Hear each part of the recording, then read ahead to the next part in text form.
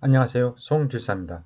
토픽별 산림기술사 기출문제 해설 제3편 산림경영 및 정책. 이번 시간은 20강 마지막 강의입니다. 토픽 191번 전문 임업인의 분류 및 자격 요건입니다. 113회 1교시에서 동인가의 요건, 123회 4교시에서 전문 임업인인 개인 동인가의 자격 요건과 전문 임업인 기반 조성 사업 지원 조건, 120회 1교시에서 우리나라 산림경영인의 분류와 특성이 각각 출제되었습니다. 먼저 전문 임업이란 동인가, 임업 후계자, 신지식 임업인으로 나눌 수 있습니다.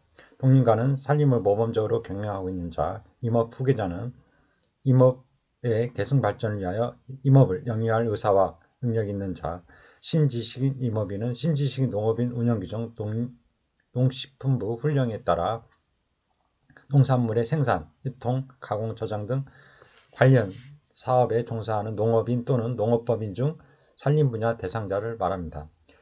자격 요건으로는 동인가는 아래 두 가지 요건 중 어느 하나에 해당하는 자입니다. 개인 동인가는 규모 이상 산림을 산림 경영 계획에 따라 모범적으로 경영하는 사람을 말하며, 모범 동인가는 100헥타르 또는 조립면적 300헥타르 또는 조립면적 100헥타르 이상입니다. 우수 동인가는 100헥타르 또는 조립면적 50헥타르 또는 유실수 20헥타르 이상입니다.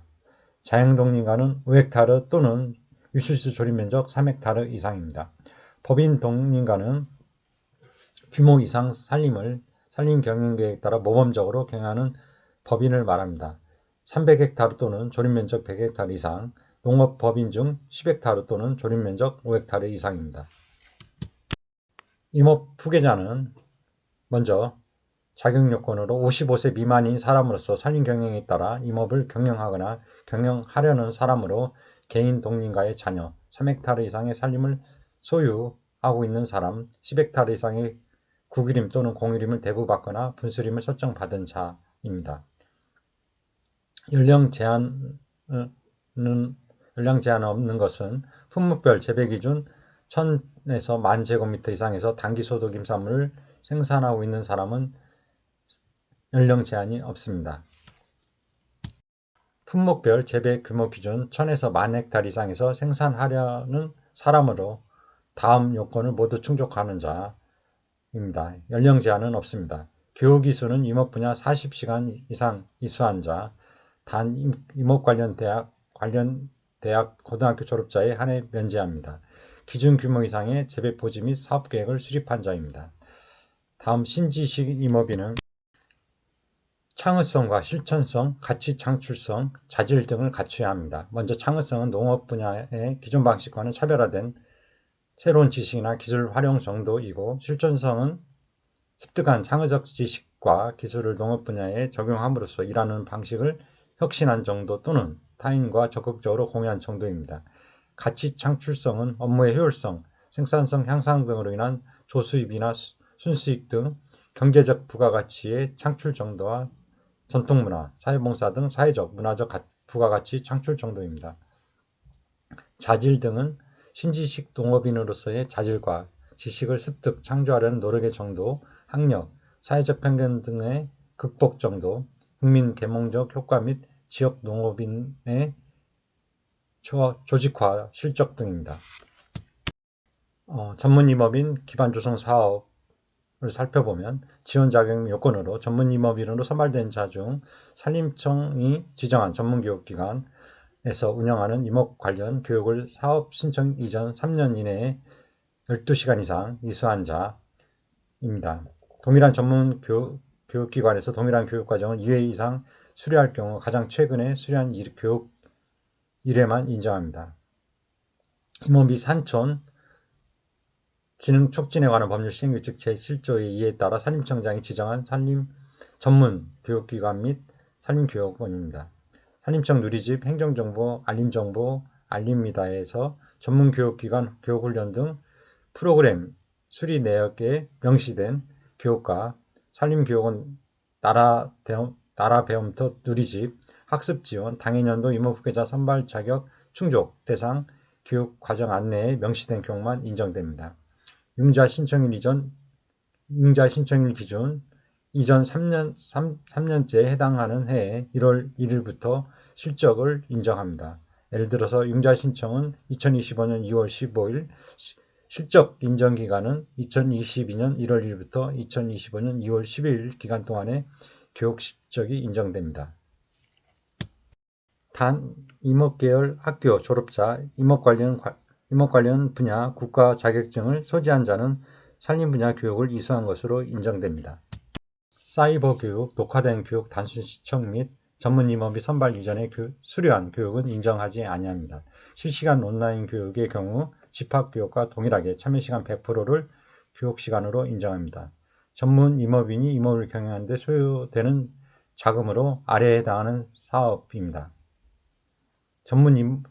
지원 대상 및 형태를 보면 전문 임업 기반 조성 사업으로 장기수 사업, 임도시설, 사림 휴양시설 조성은 금리가 1%고 2년 거치 15년 상황입니다. 그리고 당해 연도 융자 한도는 사업자당 3억 원 이내입니다. 그리고 융자 비율은 사업비의 100%이고 단기 살림소득 지원은 금리는 2%이고 5년 거치 10년 상한입니다. 이상의 내용은 2025년 산림사업 종합자금 집행지침 2025년 산림청 지침 51페이지와 임업 후계자 선발 동인과 선발 절차 및 관리에 관한 규정, 산림청 훈령, 산림청 홈페이지 전문 임업인 코너를 참고하시기 바랍니다. 토픽 192번 임업인의 범위입니다. 104회 1교시에서 임업 및 산촌진흥 촉진에 관한 법률에 따른 임업인의 범위에 대하여 설명하라는 문제가 출제되었습니다. 관련 법규는 임업 및 산촌진흥 촉진에 관한 법률이고 법 제2조 정의에서 임업인이란 임업에 종사하는 자로서 대통령으로 정하는 자를 말합니다.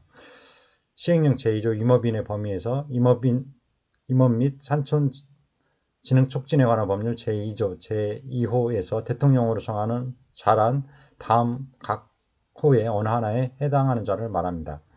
먼저 3헥타르 이상의 산림에서 임업을 경영하는 자, 1년 중 90일 이상 임업에 종사하는 자, 임업 경영을 통한 임산물의 연간 판매액이 120만 원 이상인 자, 산림조합법 제18조에 따른 산림조합원으로서 임업을 경영하는 자 등입니다. 토픽 193번 임업인의 범위입니다.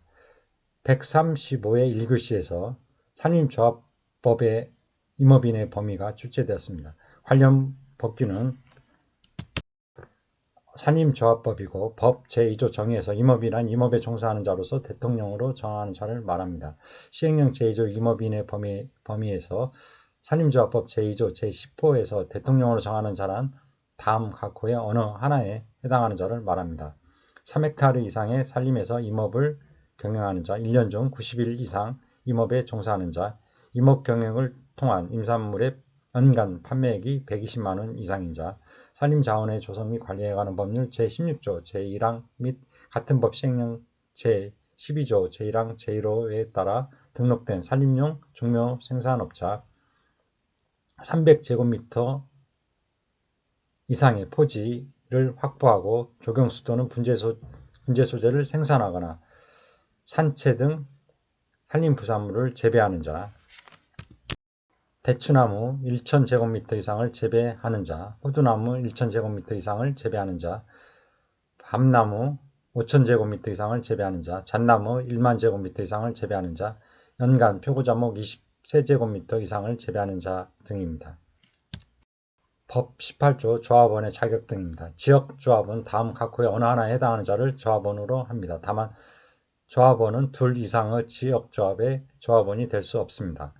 해당 구역에 주소 또는 산림이 있는 산림소유자, 해당 구역에 주소 또는 사업장이 있는 임업인입니다. 전문조합은 그 구역에 주소나 사업장이 있는 임업인으로서 정관으로 정하는 자격을 갖춘 자를 조합원으로 합니다. 다만 조합원은 같은 분목 또는 업종을 대상으로 하는 둘 이상의 전문조합에 가입할 수는 없습니다. 조합원이 될 수 있는 산림 소유자의 최소 산림 면적에 대해서는 300제곱미터부터 1000제곱미터까지의 범위에서 정관으로 정합니다. 토픽 194번 임업직불제입니다. 128회 3교시에서 2022년 10월 시행 예정인 임업, 산림 공익기능 증진을 위한 직접지불제도 운영에 관한 법률 중 임업직불제에 대하여 설명하라. 129회 1교시에서 임산물 생산업 면적 직접지불금의 기준면적 구간 및 지급 상한 면적이 각각 출제되었습니다. 배경 및 목적을 살펴보면 우리나라의 산림은 약 259조 원 2020년 기준의 공익적 가치를 창출하고 있는 것으로 평가됩니다. 국민 1인당 연간 499만 원의 공익적 혜택이 돌아갑니다. 우리나라 산림의 66%는 사유림이며 산주들은 산림의 보존을 위해 사유재산 개발에 제한을 받고 있습니다. 농수산업 공익직접지불제 시행에 따라 공익가치가 큰 임업 분야도 임가의 소득보존과 산림의 공익가치 향상을 위해 임업, 산림, 공익직불제도를 도입하였습니다. 2022년 10월입니다. 직불제 도입 후 공익형 전환은 농업이 2020년, 수산업이 2021년에 전환되었습니다. 추진 경과로는 임업 직불제 지급이 2022년도 21,000명에서 21,000명 489억 원에서 2023년도 21,000명 489억 원, 그리고 2024년도에는 20,000명 504억 원이 지불되었습니다. 임업산림 공익 직접지불제란 지속적인 산림의 공익기능 확보를 위해 임업인의 낮은 소득을 보전하는 제도입니다. 임업직불제의 종류를 보면 임산물 생산업 직불금으로 산지에서 단기소득 임산물 생산업에 종사하는 임업인에 대한 직불금입니다. 소규모 인가 직불금은 0.1에서 0.5헥타르, 면적 직불금은 0.1헥타르 이상입니다. 육림업 직불금은 본인이 직접 소유한 3헥타르 이상입니다. 산지에서 육림업에 종사하는 임업인에 대한 직불금입니다. 지급 대상 산지는 임산물 생산업에 이용되는 산지로서 2019년 4월 1일부터 2022년 9월 30일까지 임업경영체에 등록된 산지입니다. 지급제의 산지는 국공유림, 타직불금 신청산지, 산지 전용허가, 산업단지 등입니다. 대상자 요건은 임산물 생산업 직불금은 매년 90일 이상 임업에 종사하고 연간 임산물 판매액이 120만 원 이상입니다. 산지 소재지와 동일 또는 연접 시군구 농촌에 주소를 둔 임업인에 대해 소규모 인가 직불금은 임가 구성원 농업의 종합소득 금액이 4,500만 원 미만이고 임간의 지급대상 산지 면적 합이 0.5 헥타르 이하입니다. 헥타르입니다. 면적 직불금은 농업의 종합소득 금액이 3,700만 원 미만이고 0.1헥타르에서 30헥타르 산지에서 임산물 생산업에 종사하는 자입니다. 육림업 직불금은 대상 산지를 소유 또는 임목등기하고 직전 연도 1년 동안 90일 이상 육림업에 종사하며 10년 내 육림, 조림 숙각구기 등의 실적이 있는 3헥타르에서 30헥타르 산지입니다. 농업의 종합소득액이 3,700만 원 미만이고 산지 소재지와 동일 또는 연접 시군구 농촌에 주소를 둔 임업인입니다. 그림은 임업직불제의 구조입니다. 구분은 임산물 생산업 직불금은 소규모 임가와 면적입니다. 최소 면적은 0.1헥타르 이상이고 임업인은 0.1헥타르 이상, 농업법인은 5헥타르 이상입니다. 구간 및 단가는 0.1헥타르에서 0.5헥타르고 가구당 130만 원입니다. 1구간은 2헥타르 이하는 헥타르당 94만 원, 2구간 2헥타르 초과 6헥타르 이하는 헥타르당 82만원, 3구간 6헥타르 초과는 헥타르당 70만원이 지급됩니다. 지급 상한은 임업인은 30헥타르, 임가는 60헥타르고 농업법인은 50헥타르입니다. 육림업 직불급은 최소 면적이 임업인은 3헥타르 이상, 그리고 농업법인은 10헥타르 이상입니다. 구간 및 단가는 1구간 10헥타르 이하는 헥타르당 62만원, 그리고 2구간 10헥타르 초과 20헥타르 이하는 헥타르당 47만원, 3구간 20헥타르 초과는 헥타르당 32만원입니다. 지급 상한은 임업인은 30헥타르, 임가 기준은 60헥타르이고 농업법인은 50헥타르까지입니다. 이상의 내용은 2025년도 임업 산림 공익 직접 지불 사업 시행 지침 2025년도 산림청 자료와 임야 대상 농업경영체 안내 디플릿 2021년 산림청 자료를 각각 참고하시기 바랍니다. 토픽 195번 수목장림의 형태입니다. 89회 1교시에서 수목장의 형태, 묘지형 산림형에 대해 설명하라는 문제가 출제되었습니다. 수목장의 형태를 보면 수목장은 수목장이 이루어진 곳이 묘지시설인지 아닌지에 따라 묘지형 수목장과 산림형 수목장으로 크게 범주화할 수 있습니다. 하지만 각 범주 내에서도 여러 상이한 형태가 있고 한 국가 내에서도 여러 형태의 수목장이 혼재되어 시행되고 있습니다. 묘지형과 산림형 수목장을 보면 묘지형 수목장은 전문 공원묘지 시설 내에 식생을 심어서 수목장으로 활용하는 경우 전문 공원묘지의 식생을 활용하여 집단 상골하는 방식, 상골이란 유골이나 골분을 산이나 강 등에 흩뿌리는 장법입니다. 기존 산림을 묘지로 지정하여 행하는 방식, 사찰 부지 내에 수목장 전용 지역을 지정하여 행하는 방식 등이 있습니다. 산림형 수목장에는 소규모 산지에서 자연 그대로 수목장을 행하는 방식과 대규모 산지에서 체계적으로 수목장을 관리하는 방식이 있습니다. 이상의 내용은 산림조합 중앙의 산휴 포커스 2011년도 자료를 참고하시기 바랍니다. 토픽 196번 수목장림 대상지 선정 기준입니다. 129회 1교시에서 수목장림 대상지 선정 기준이 출제되었습니다. 수목장림의 정의를 보면 수목장이란 화장한 유골의 골분을 산림 내 수목의 밑이나 주변에 묻어 장사하는 방법입니다. 장사 등에 관한 법률 제2조 정의에서 자연장이란 화장한 유골의 골분을 수목, 화초, 잔디 등의 밑이나 주변에 묻거나 해양 등 대통령으로 정하는 구역에 뿌려 장사하는 것을 말합니다. 이 중에 수목장림이란 수목장이 이루어진 산림으로 산림자원의 조성 및 관리에 관한 법률 제2조 제1호에 따른 산림에 조성하는 자연장지입니다. 2007년 5월 장사 등에 관한 법률의 개정 2008년 5월 시행으로 자연장이란 법적 근거가 마련되었으며 자연장은 수목형, 잔디형, 화초형, 수목장림으로 구분됩니다. 수목형 자연장지란 수목장림의 수목을 활용하여 자연장으로 장사할 수 있는 구역을 말합니다. 장사시설에 따른 분류를 보면 그림에서는 장사시설에 따른 분류를 나타냅니다. 장사시설은 묘지와 자연장지로 구분됩니다.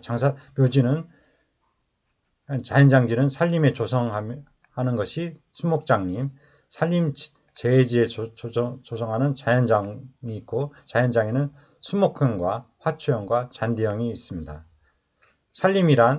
여기서 산림이란 집단적으로 자라고 있는 인목축과 토지, 집단적으로 자라고 있던 인목축이 일시적으로 없어지게 된 토지, 인목축을 집단적으로 키우게 하는 토지를 말합니다.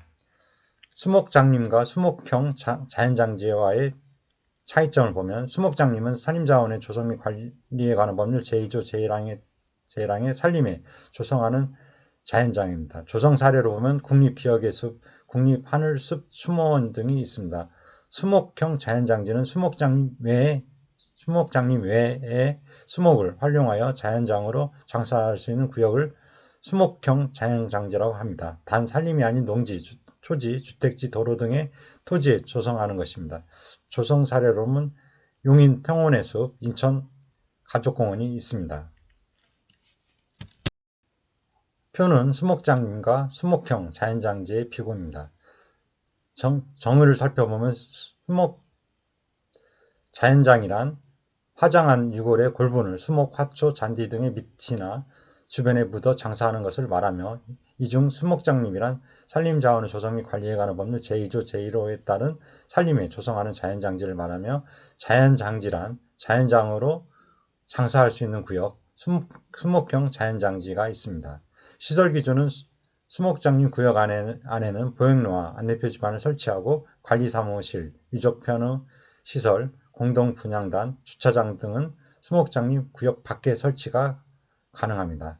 이에 비해 수목형 자연장은 관리사무실, 유족편의 시설, 공동분양단 그 밖에 필요한 시설이고 폭 5m 이상의 진입로 및 주차장 시설을 갖춰야 합니다. 수목장림의 특징을 보면 친환경적인 장려 방법입니다. 자연의 숲에 있는 나무 밑에 분고를 묻는 장려 방법으로 묘지로 인한 국토 잠식과 환경 문제를 해결할 수 있는 대안으로 산림 훼손의 문제가 없습니다. 자연 회귀의 정신을 실천합니다. 인간은 자연에서 태어나서 자연으로 되돌아간다는 자연회귀 정신을 실천합니다. 그리고 나무라는 신성한 추모의 대상을 갖습니다. 우리 민족은 나무를 신성하게 여기는 신수 사상을 갖고 있기 때문에 추모목이 큰 의미 있는 대상이 될 수 있습니다. 아름다운 숲을 가꿀 수 있습니다.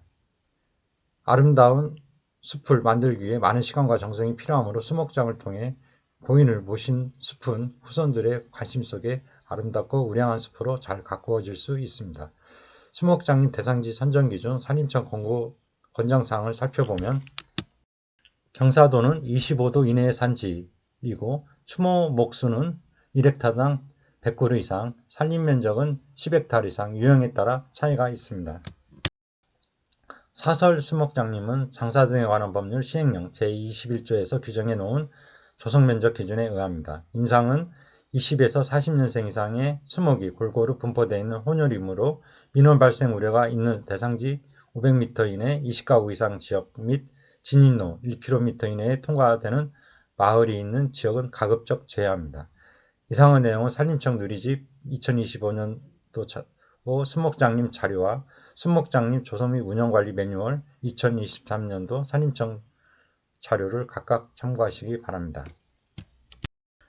토픽 197번 생태경관 보전지역입니다. 137의 1교시에서 자연환경보전법상 생태경관 보전지역이 출제되었습니다. 관련 법규는 자연환경보전법입니다. 법 제12조 생태경관 보전지역은 기후에너지 환경부 장관은 다음 각호의 어느 하나에 해당하는 지역으로서 자연생태, 자연경관을 특별히 보존할 필요가 있는 지역을 생태경관보전지역으로 지정할 수 있습니다. 먼저 자연상태가 원시성을 유지하고 있거나 생물다양성이 풍부하여 보존 및 학술적 연구가치가 큰 지역. 두 번째, 지역 또는 지질이 특이하여 학술적 연구 또는 자연경관의 유지를 위하여 보존이 필요한 지역. 셋째, 다양한 생태계를 대표할 수 있는 지역 또는 생태계의 표본지역. 넷째, 그 밖에 하천, 자연계곡 등 자연경관이 수려하여 특별히 보존할 필요가 있는 지역으로서 대통령령으로 정하는 지역입니다. 기후에너지 환경부 장관은 생태경관 보전지역의 지속가능한 보존관리를 위하여 생태적 특성, 자연경관 및 지역 여건 등을 고려하여 생태경관 보전지역을 다음과 같이 구분하여 지정 관리할 수 있습니다. 먼저 생태경관 핵심 보전구역은 생태계의 구조와 기능의 훼손 방지를 위하여 특별한 보호가 필요하거나 자연경관이 수려하여 특별히 보호하고자 하는 지역입니다. 생태경관 완충보전지역 핵심구역의 연접지역으로서 핵심구역의 보호를 위하여 필요한 지역입니다. 생태경관 전이보전구역은 핵심구역 또는 완충구역에 둘러싸인 취락지역으로서 지속가능한 보존과 이용에 필요한 지역입니다.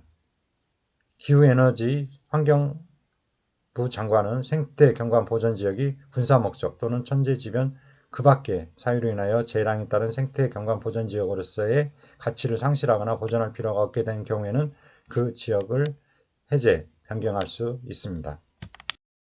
이상으로서 제3편 산림경영 및 정책을 모두 마치도록 하겠습니다. 총 20강에 토픽 197개의 토픽을 다루었습니다.